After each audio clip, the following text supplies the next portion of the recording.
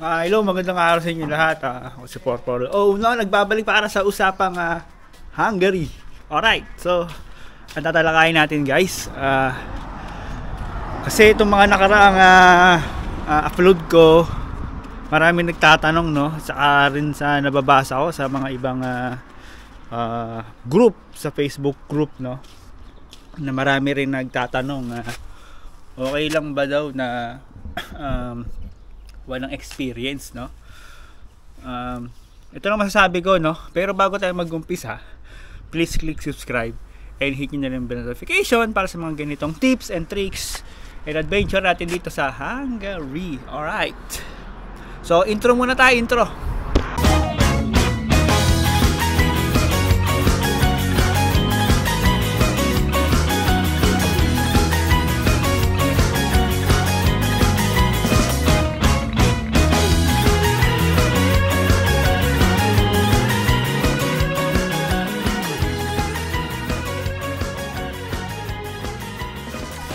Ayun nga, no?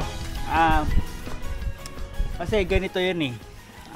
Ito hindi to parang hindi ako yung expert advisor sa mga ganitong bagay, no?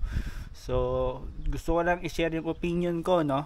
Ano bang masasabi ko dun sa mga nagtatanong. So may kanya-kanya tayong opinion, meron tayong kanya-kanyang na experience, so pananaw, no? So yung mga gusto talaga magtrabaho sa Europe na wala silang experience. Ang masasabi ko, mahirap kasing mag-apply nang wala kang experience, no? Lalo na pag nandiyan ka sa Pilipinas, no? Mahirap mag-apply kasi talaga alam mo naman natin pag sa mga agency ngayon, masiselan sila, talaga nagpapa-impress sila dun sa mga employer nila na parang yung mga employer na mismo nagpapa-impress yung mga agency na ganito yung mga taong kinukuha namin, talagang marunong, skilled sila, marami experience. Ganun kasi yung napapansin ko, ganun kasi napansin ko, no, sa Pilipinas. Ayun, pag mag-a-apply ka, kailangan mayroong mga 2 years experience, at least 1 year, no? Yung pinakaswerte mo makikita sa mga job posting nila, at least 1 year experience sa ganitong field. Tapos ang daming mga requirements pa, no? Tapos yung malala, meron pa umaabot ng 5 years experience ang hinahanap. Grabe. So yun ang masasabi ko nga, kailangan mo talaga muna magkaroon ng experience, no? Lalo na pagka Europe, o kahit naman hindi man Europe, kahit naman sa ibang country, Canada, New Zealand, Europe, US, Middle East, kahit naman saan, no? Kung nagbabala ka talaga maging OFW, no? At unless na lang kung meron kang kamag-anak sa US, Canada, sa Europe, doon, kahit wala siguro experience, magagawa nila ng paraan. Kasi ganito yan napansin ko eh. Pag nandito ka na kasi sa Europe, meron din kasing talagang mga employer na naghahanap talaga na kahit wala kang experience, no, kahit no educational background, ganun, no, ang kailangan lang nila talaga worker. So sa pagdating mo sa Europe o sa Canada rin naman, nababasa ko, kahit no record experience, no educational background, willing to be trained, gano'n, no? So merong ganung mga option sa ibang bansa pag nandun ka na, no? Hindi ka mahirapang mag-apply kahit wala kang experience. Pero pag nandiyan ka pa sa Pilipinas, naku, siguro magiging chance mo na lang mga 10%. O hindi ko kayo dinidiscourage, no? So eto, sarili ko lang tong opinion. So meron na lang kasing paraan, no? Kung wala kang experience at tapos ang edad mo pa lang nasa 20 ka pa lang, 25, 30, 35, so hindi pa huli yan lahat, no? Pwede ka pa naman kumuha ng mag-apply ka muna sa Pilipinas, no? Mag-apply ka, halimbawa ang apply mo is factory worker. So mag-apply ka dyan sa mga factory ng mga pagkain, factory ng mga sasakyan, factory ng mga kahit anong factory, no? Mga nagsusupply ng mga parts, mga ganon. Basta kung ang target mo talaga ang position sa sa Europe is ganitong bagay, kunwari mga CNC operator, so kumuha ka ng experience sa Pilipinas. Sa Pilipinas naman kasi meron naman kasi mga iba dyan na hindi na kailangan ng experience, no? bawa CNC operator, hindi na kailangan experience yung mga iba dyan kasi tuturuan ka naman nila CNC operator, mga ganon, no? So kahit naman bawa warehouse, ganon, sa mga warehousing, mga logistics, no, sa mga pagkain, sa foods, mga waiter, mga cook, sous chef, mga ganon, no? Sa Pilipinas mo rin lahat makukuha yan, guys. Pilipinas din. So ako, experience ako before sa Greenwich, nag-service crew ako doon sa Greenwich. Ako doon yung gumagawa ng pizza flavor, yun tawag ng flavor. Tapos nag Jollibee din ako doon na soda, no?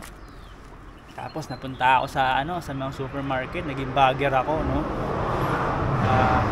Bagger sa SM, sa Pure Gold, naging SA ako diyan, mga nakachalekong green, mga no? Tapos pa ba? Yun, tapos nagkaroon ako ng experience talaga.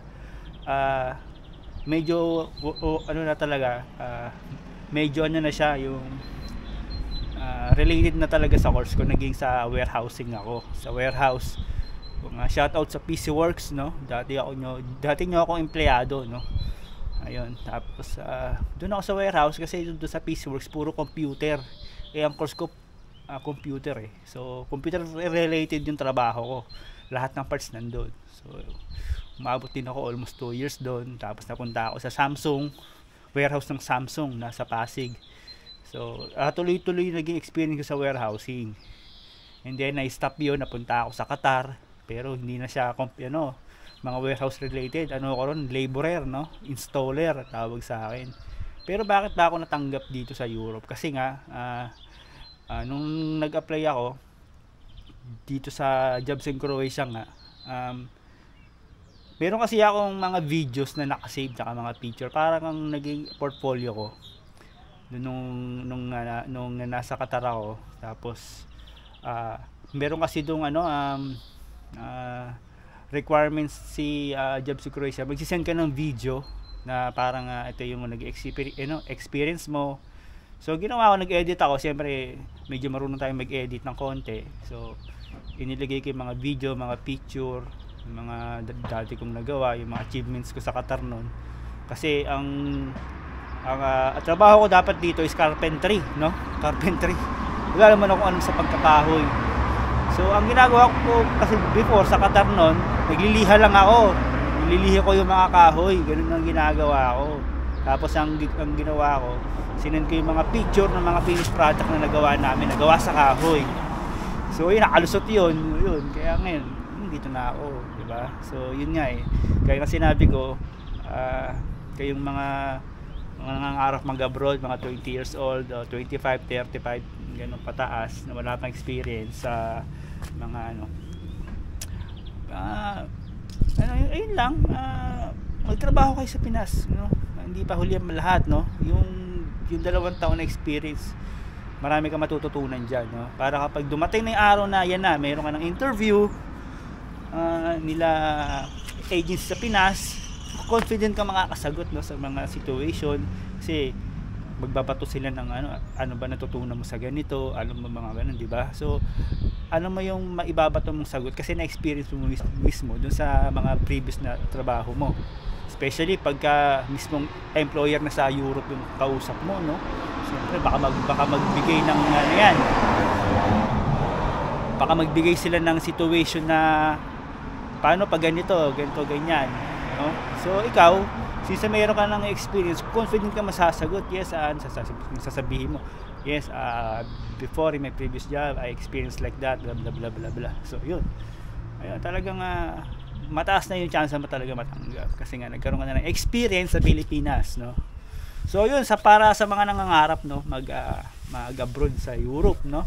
Kahit hindi man sa Europe, kahit sa Canada, kahit sa Middle East, or kahit sa saan mang parte ng mundo yan, kung nasa Pilipinas ka, no, at mag-apply ka sa agency, so yun ang kailangan mo talaga, meron kang work experience. So yung mga iba kasi nakapag-apply directly, no, mag-apply lang sila sa internet, tapos magpapasa ng resume sa internet, ganun lang, basta tawagan sila ng mga employer, ganun. So huwag kayong mawala ng pag-asa, no? So laban lang, no? Kahit ako 40 plus na ako, 40 plus, no? 40 na ako ngayon, no? So yun, So, hindi ako nawalan ng pag-asa, no? Kala ko talaga, nasa Pinas na talaga ako nagtatrabaho. Pero siyempre, God moves in mysterious ways, no? May plano sa'yo si God kapag nangangarap ka. So, siyempre, lahat naman tayo ng OFW dito, nagpunta dito para sa mga anak natin, sa pamilya, kinabukasan natin. So, yun lang. So, medyo malamig na ngayon. Malamig yung hangin, no? So, yun. Hanggang dito na lang guys siguro yung vlog ko, no? So kung nagustuhan niyo yung mga sinabi ko, at kung nakapulutan niyo ng aral, no? Kung napulutan niyo ng tips pala, no? O kaya mga guidance, o kung mayroon kayo nakakitang punto sa mga sinabi ko, i-like niyo na lang, i-share niyo sa mga kasama niyo. So yun. So see you soon dito sa Europe, no? So yun. Linggo may walang pasok eh. So ingat kayo palagi sa healthy God bless. Yun ang masasabi ko sa inyo guys. So laban lang. Peace.